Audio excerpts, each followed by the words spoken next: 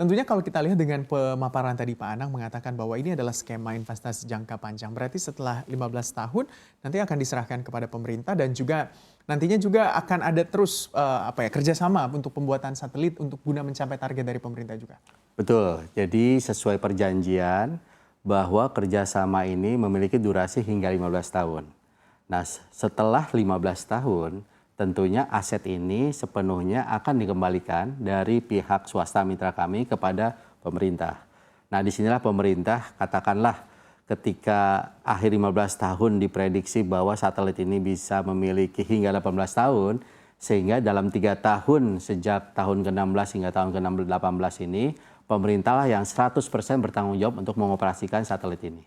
Nah dengan proses 15 tahun tentunya kami bisa memiliki waktu cukup ya untuk menyiapkan tim semua ya hingga untuk melanjutkan jikalau ternyata ada extended lifetime ya dari satelit tersebut. Iya, tapi tidak perlu menunggu 15 tahun kan Pak untuk membangun satelit selanjutnya guna untuk mencapai target dari pemerintah ini. Oh betul, bahwa bahkan Pak Menteri sering berbicara ya di depan publik target pemerintah untuk menyiapkan satelit hingga 1000 gigabit per second. Ya, jadi ada kalau tadi disampaikan ada 150 gigabit untuk Satria 1, lalu ada 160 tambahannya untuk backup ya di mana 80-nya sehingga baru terpenuhi kebutuhan pemerintah ini 230 gigabit per second. Jadi ada sekitar 770 lagi nih yang harus disiapkan pemerintah ya dengan target hingga 2030 ke depan. Nah tentunya kami sedang melahirkan satria-satria berikutnya seperti Satria 2 dan Satria 3. Itu jaraknya berapa lama Pak? Nah Satria 2 sendiri kami sudah menyiapkan ya melalui skema pinjaman luar negeri. Saat ini prosesnya sudah sampai Bappenas ya, sudah muncul dalam Grikbun. Kami dalam proses pemilihan calon negara lender untuk proyek ini. Nah harapannya bahwa di awal tahun 2023 nanti ya kami sudah berkontrak dengan pihak katakanlah mitra untuk pembangunan satelit. Berarti tidak perlu menunggu waktu yang panjang. Betul. Karena target dengan 1000 GB ini harus betul-betul dipenuhi oleh pemerintah dan target dari Pak Menteri juga ya Pak? Betul.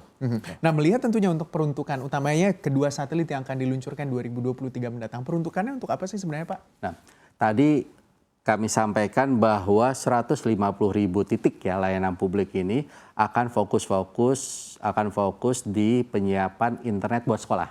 Ya, dari 150.000 ada lebih dari 90.000 sekolah-sekolah akan dilengkapi dengan layanan internet cepat ini dari satelit Satria ya di mana menggunakan teknologi high throughput satelit. Lalu ada puskesmas ya dengan jumlah sekitar 4.000 yang kami siapkan untuk ini dilengkapi ini.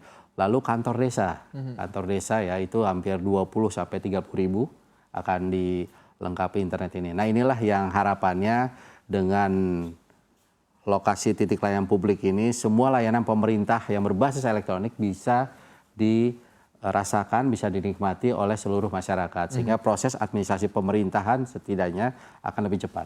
Oke, ini sudah terjamin begitu Pak untuk proses administrasi pemerintahan akan terjamin lebih cepat dengan peluncuran kedua satelit ini. Betul. Dan juga satelit-satelit selanjutnya dengan target 1000 GB tentunya. Nah ya. Ini yang menarik tentunya Pak, tadi Anda mengatakan 15 triliun untuk pendanaannya. Berarti pemerintah akan seberapa besar Pak? Berapa persentasenya Pak? Apakah 50-50 atau mungkin sepertiga? Ya, tadi seperti sudah sampaikan ada 1 triliun yang sudah kami keluarkan ya untuk investasi ini.